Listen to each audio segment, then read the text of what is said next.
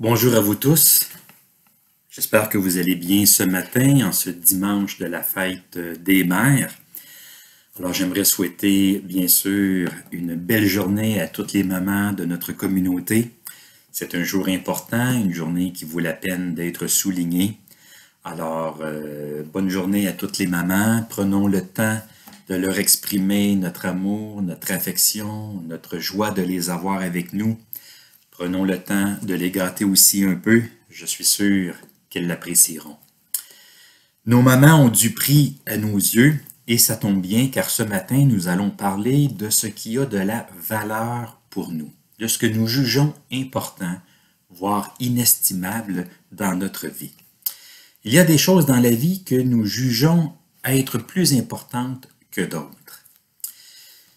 Vous savez, il y a dans les enchères des choses qui se vendent à des prix surprenants, des prix inimaginables, exorbitants même, des prix de fou, comme on dit. Il y a en effet des objets qui se vendent à des milliers, voire à des millions de dollars. Des bijoux, des accessoires de mode, des vêtements, des souvenirs de célébrités, des instruments de musique, des livres aussi. Ils se vendent de tout à des prix inimaginables. Et juste au cours de la dernière décennie, il s'est vendu aux enchères des objets à des prix records. Par exemple, une batterie ayant appartenu à Ringo Starr, le batteur du groupe des Beatles, a été vendue pour 2,2 millions de dollars en 2015. Une robe portée par Marilyn Monroe dans l'un de ses films a été vendue pour 4,8 millions de dollars en 2016.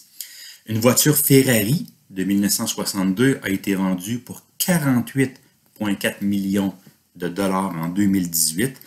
Le diamant le plus cher du monde a été vendu 71,2 millions de dollars en 2017. Et même la collection de bijoux d'Elizabeth Taylor a été vendue 116 millions en 2011. Alors, ce sont des sommes colossales, c'est le moins qu'on puisse dire. Depuis la création du monde, depuis que l'humanité existe, il y a toujours eu des choses qui ont été regardées comme ayant beaucoup de valeur. Parfois, ce sont des choses concrètes, des choses matérielles, des objets comme ceux que je viens de mentionner, des bijoux, des voitures, des collections variées. D'autres fois, ce sont des choses plus abstraites. Vous savez, on valorise parfois la notoriété, une bonne réputation, une conscience tranquille, la paix du cœur, le temps aussi. On dit que le temps, ça vaut de l'or. Et il y a aussi des objets qui ne valent peut-être pas des milliers ou des millions de dollars, objectivement parlant, mais qui pour nous valent cher pour des raisons sentimentales. Il y a parfois des choses qui sont associées à des personnes, des souvenirs et qui ont donc une grande valeur pour nous. Ce matin, je nous pose la question suivante. Que vaut le royaume de Dieu? Que vaut l'évangile du royaume pour nous? La bonne nouvelle que Jésus a proclamée, enseignée et démontrée par sa vie et son ministère. Que vaut le royaume de Dieu? J'aimerais que nous puissions réfléchir à cela aujourd'hui. Alors, je poursuis ma série sur les paraboles du royaume de Dieu, une série que j'ai intitulée « Des paraboles pour dire le royaume ». C'est une série sur des paraboles que l'on retrouve dans l'évangile de Matthieu, au chapitre 13 de son évangile. Matthieu nous rapporte 7 ou 8 paraboles de Jésus dans ce chapitre. Alors, je les mentionne de nouveau juste pour que nous puissions nous resituer un peu. La parabole du semeur, la parabole de l'ivraie et du bon grain, la parabole du grain de sénévé, la parabole du levain, la parabole du trésor caché, la parabole de la perle de grand prix et la parabole du filet jeté à la mer. Et il y a aussi une dernière petite parabole, celle du maître de la maison. Alors nous avançons, nous progressons dans cette série. Jusqu'à maintenant, nous avons vu les 4 premières paraboles. Bien, ce matin, nous allons voir une paire de paraboles, 2 petites paraboles à prendre ensemble, 2 paraboles complémentaires. Vous allez voir, elles ont des airs de famille, des liens de parenté. Il s'agit de la parabole du trésor caché et de la parabole de la perle de grand prix. Alors j'en fais la lecture et ensuite nous allons voir ce qu'elles ont à nous dire sur le royaume des cieux dont Jésus nous parle. Alors Matthieu, chapitre 13, je vous lis les versets 44 à 46. Le royaume des cieux est encore semblable à un trésor caché dans un champ. L'homme qui l'a trouvé le cache, et dans sa joie, il va vendre tout ce qu'il a et achète ce champ. Le royaume des cieux est encore semblable à un marchand qui cherche de belles perles. Il a trouvé cette perle de grand prix et il est allé vendre tout ce qu'il avait et l'a acheté. Alors que le Seigneur puisse bénir sa parole ce matin et surtout qu'il puisse ouvrir nos yeux, notre cœur, notre intelligence, afin que nous discernions la valeur de ce qu'il nous offre en Jésus-Christ. Amen. Au chapitre 13 de l'Évangile de Matthieu, sur les paraboles du royaume, on voit qu'il y a une certaine logique, une certaine progression thématique en ce qui concerne le royaume de Dieu. D'abord, le royaume est semé dans le monde, ce que nous avons vu avec la parabole du semeur. Ensuite, ce royaume cohabite avec le monde présent, du moins pour un temps. C'était dans la parabole de l'ivraie. Ensuite, ce royaume grandit dans le monde. Il commence petit, mais il finira grand. Nous avons vu cela dans la parabole du grain de sénévé et aussi du levain. Et dans ce monde, bien, le royaume de Dieu a une valeur insoupçonnée, une valeur inestimable à qui sait le discerner. C'est là où nous sommes rendus dans ce discours en parabole de Jésus. Ce n'est pas encore la fin du discours, mais on avance et il nous faut maintenant parler à l'aide de ces deux paraboles de la valeur du royaume de Dieu. Dans ces deux paraboles, Jésus compare le royaume à des objets de valeur. On l'a déjà dit, les paraboles, ce sont des comparaisons. Par ces paraboles, Jésus compare le royaume à des situations concrètes, à des réalités quotidiennes. Ici, il compare le royaume à un trésor caché et à une perle de grand prix. Mais attention, il ne faut pas s'en tenir qu'à ça, il faut élargir notre lecture, car en réalité, Jésus compare le royaume non pas juste à des objets de valeur, mais à tout ce que nous racontent ces deux paraboles. Dans ces deux paraboles, si on les prend ensemble, il est question d'une découverte, d'une réaction et d'une action. Nous avons déjà dit que lorsque vient le temps d'interpréter une parabole, il faut prendre la parabole comme un tout, dans son ensemble. Le royaume est comparé à tout ce dont nous parle la parabole, pas juste à la première ligne ou phrase de la parabole. Donc ici, le royaume de Dieu n'est pas juste comparé à des objets de valeur, mais surtout à ce que font les hommes suite à sa découverte. Le royaume de Dieu, c'est comme un homme qui découvre un objet de valeur, qui se réjouit de sa découverte et qui fait le nécessaire pour se le procurer. Alors, le royaume de Dieu est comparé à une découverte, à une réaction et à une action. La découverte, c'est celle d'un trésor ou d'une perle. La réaction, c'est celle de la joie. Et l'action, c'est celle de tout vendre en vue d'acheter l'objet convoité. Ce sera les trois thèmes de ce matin. Découvrir le royaume, se réjouir du royaume et tout vendre pour le royaume. La découverte, la réaction et l'action. Alors, ces deux paraboles nous parlent d'abord de découverte, d'une grande découverte. Dans un cas comme dans l'autre, la valeur inestimable de l'objet ne fait aucun doute. Cette valeur est soulignée dans les deux histoires. Dans la première parabole, un homme trouve un trésor caché, enfoui dans un champ, probablement une découverte accidentelle par un ouvrier agricole. À l'époque de Jésus, et même pendant longtemps, il était fréquent d'usage d'enfouir des objets précieux dans la terre. Les pauvres comme les riches le faisaient. On faisait cela dans un but précis, c'était pour prévenir non seulement les vols, mais aussi le pillage en temps de conflit et de guerre. On voulait éviter que les choses précieuses ne soient amenées comme butin si jamais on était vaincu. De plus, bien des soldats apparemment se sentaient libres de se servir eux-mêmes en prenant librement dans les maisons ce qu'ils voulaient et ce dont ils croyaient avoir besoin. Alors, dans ces circonstances, l'enfouissement des objets précieux était regardé comme étant le moyen le plus sûr de sécuriser et de protéger ses avoirs contre les voleurs, les brigands et les pillards. Ce qui est particulier, par contre, c'est qu'une personne pouvait mourir sans pouvoir révéler, juste avant sa mort, les endroits où elle avait caché ses biens les plus précieux. Alors, une personne pouvait emporter avec elle bien des secrets dans sa tombe. Aujourd'hui, on le sait, les objets précieux sont placés dans des coffres-forts, pas sous terre. Quoiqu'il n'y ait pas si longtemps, plusieurs personnes gardaient encore à la maison une certaine somme d'argent, un bas de laine, comme on dit, quelque part dans une garde-robe, un tiroir, sous un matelas. Et c'est arrivé dans ma propre famille.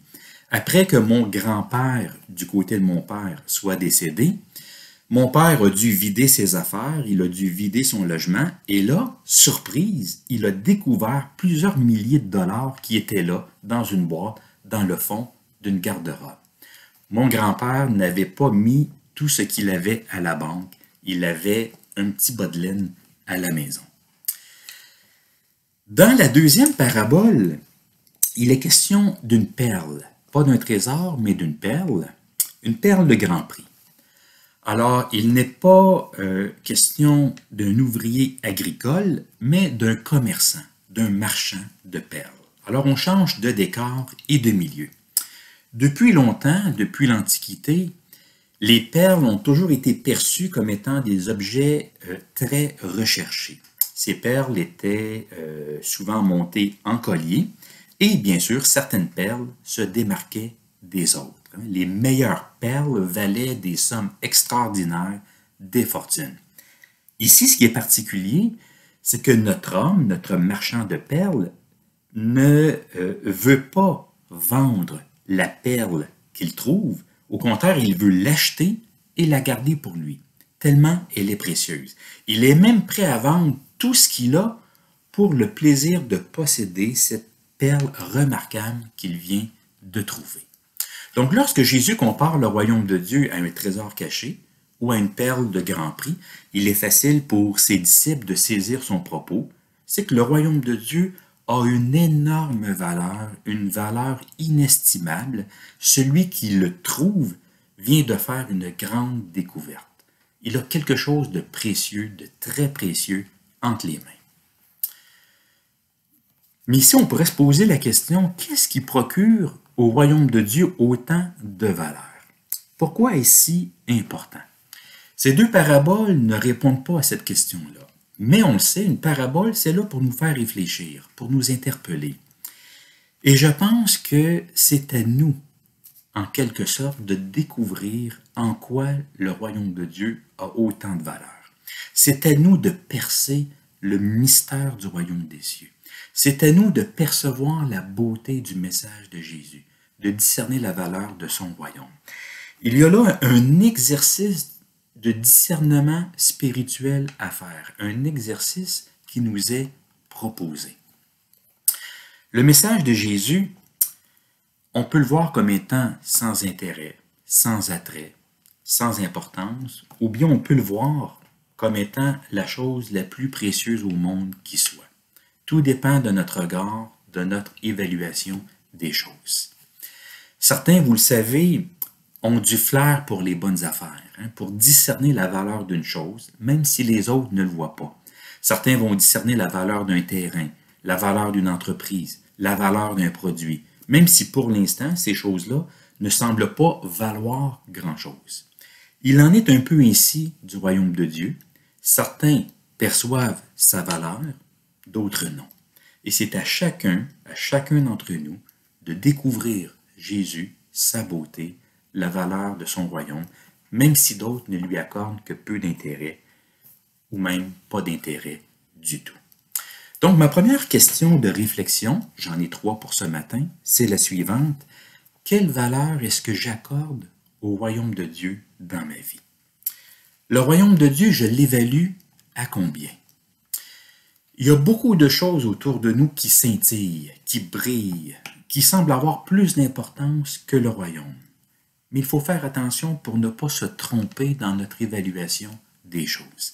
C'est à nous de discerner la valeur du royaume de Dieu en plongeant nos regards dans les évangiles, dans la vie de Jésus, en prenant conscience de qui il est et de ce qu'il nous offre.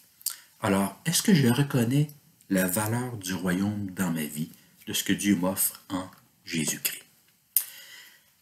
Après la découverte, il y a la réaction. Une réaction de joie. Une réaction spontanée, mais qui sûrement perdure aussi, qui rend joyeux par la suite. Le texte nous dit que l'homme qui a trouvé le trésor, le cache, est dans sa joie. On pourrait dire aussi dans son empressement. Notre homme qui découvre le trésor est subjugué par sa découverte. Cette découverte, c'est pour lui une grande source de joie, une occasion d'émerveillement. Pour lui, tout pâlit devant l'éclat de sa découverte. Je répète, tout pâlit devant l'éclat de sa découverte. Alors, il y a une joie immense qui est associée à la découverte de l'Évangile. Le royaume de Dieu, il est source de joie et de réjouissance, une source de fête même. Découvrir le royaume pour la première fois, c'est un peu comme le ciel qui entre dans notre vie. On découvre l'amour de Dieu, sa grâce, sa bonté, son pardon, sa miséricorde, et on en est émerveillé. Cette joie de découvrir le royaume ne veut pas dire qu'il n'y aura pas de souffrance dans cette vie, de souffrance par la suite. Dans les évangiles, on voit que Jésus nous donne l'heure juste. Jésus ne fait pas de fausses promesses. Il ne dit jamais que marcher à sa suite sera facile, aisé ou toujours agréable. Non, il y aura une croix à porter, une certaine souffrance à endurer à cause de lui. Jésus est réaliste, il est lucide et très honnête. Néanmoins, il y a quand même de la joie à être disciple de Jésus. Une joie qui est celle du Christ et qu'il souhaite aussi communiquer à ses disciples. Dans le livre des psaumes, il est dit, il y a d'abondantes joies devant ta face, des délices éternelles à ta droite. Je pense que c'est un passage qu'il est important de garder à l'esprit dans notre vie de foi, dans notre vie chrétienne, malgré les difficultés que nous pouvons rencontrer. C'est dans le psaume 16, le verset 11, « Il y a d'abondantes joies devant ta face, des délices éternelles à ta droite. » Alors, ma deuxième question de réflexion, c'est la suivante. Que suscite l'évangile du royaume chez moi? Est-ce que l'évangile de Jésus est encore, pour moi, une source de joie? Pas juste au début de ma vie chrétienne, mais encore aujourd'hui. Dans la vie de foi, il y a une joie initiale, celle qui est provoquée par la découverte de l'Évangile, une joie qui est peut-être plus spontanée, instantanée, momentanée, mais il y a aussi une joie qui est appelée à perdurer d'une certaine façon, une joie qui est entretenue par une communion vivante avec Dieu et avec Jésus-Christ. D'ailleurs, c'est l'une des caractéristiques du royaume de Dieu, nous dit l'apôtre Paul. Il nous dit que le royaume de Dieu, c'est la joie, la paix et la justice par le Saint-Esprit. C'est dans l'Épître aux Romains, chapitre 14, le verset 17. George Mueller, un pasteur et évangéliste qui est devenu très connu à cause des orphelinats qu'il a fondés en Angleterre dans les années 1800, a écrit ceci.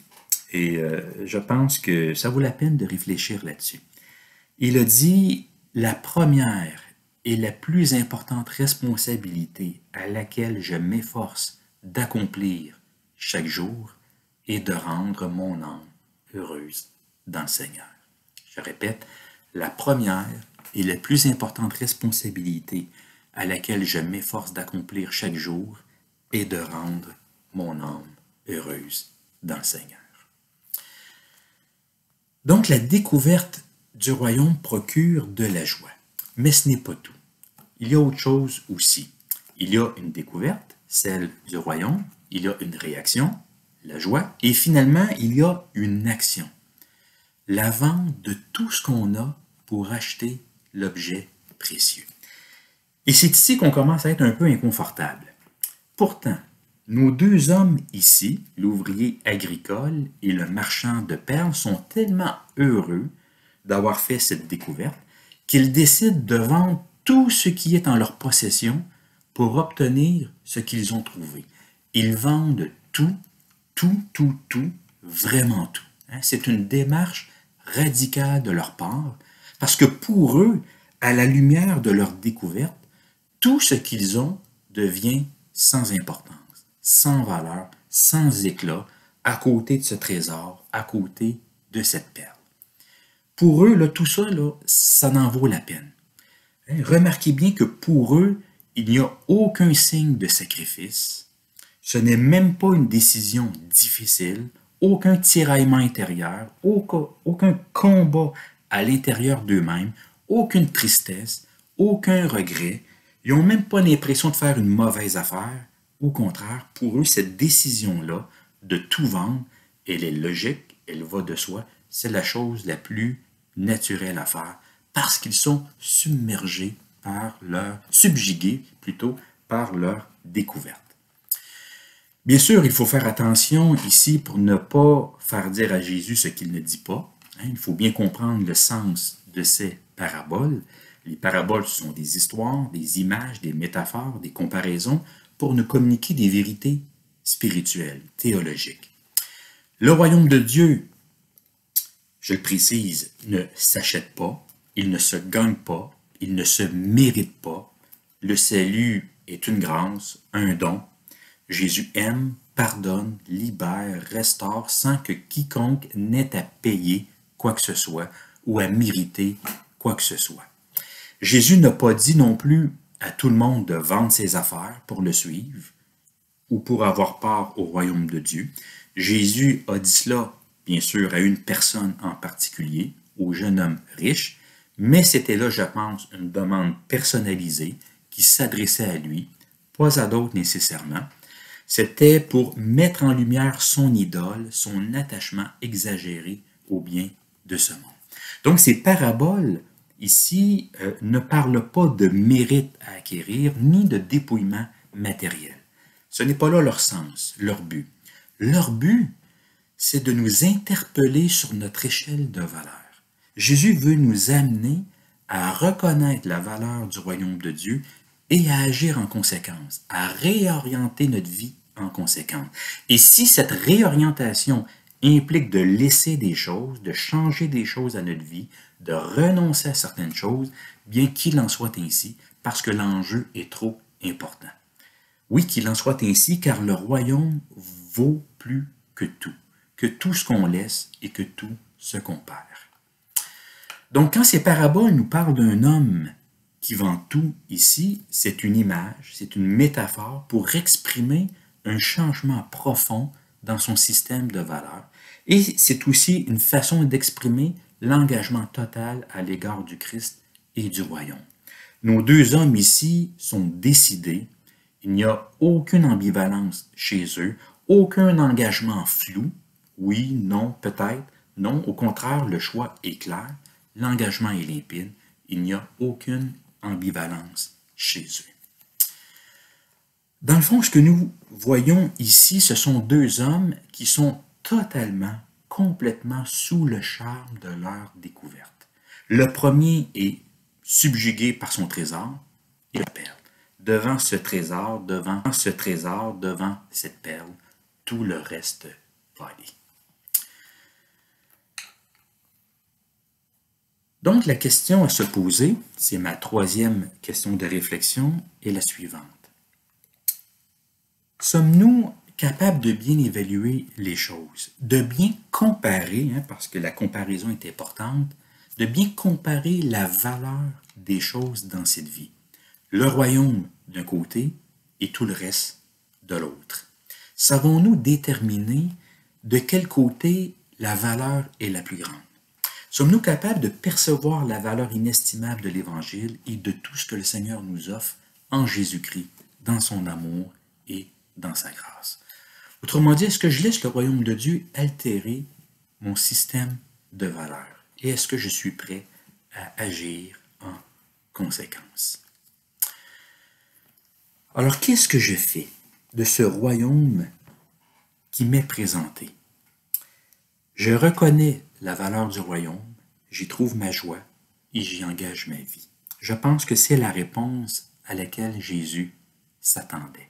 Je reconnais la valeur du royaume, j'y trouve ma joie et j'y engage ma vie. Je termine avec un dernier point. Il y a une différence entre ces deux paraboles. J'ai surtout insisté sur leur ressemblance, leur message commun, mais il y a aussi une différence. Dans la première parabole, notre homme ne cherche pas. Il ne semble pas chercher, du moins. Il trouve le royaume par accident, par hasard, pourrait-on dire. Alors que dans la deuxième parabole, l'homme cherche une perle de valeur. C'est un marchand de perles, un commerçant. Et il finit par en trouver une. Cette différence est intéressante parce qu'elle met en lumière, je trouve, des cheminements spirituels différents. Elle représente bien l'expérience humaine. C'est qu'il y a des gens qui ne cherchent pas Dieu, mais qui le trouvent néanmoins.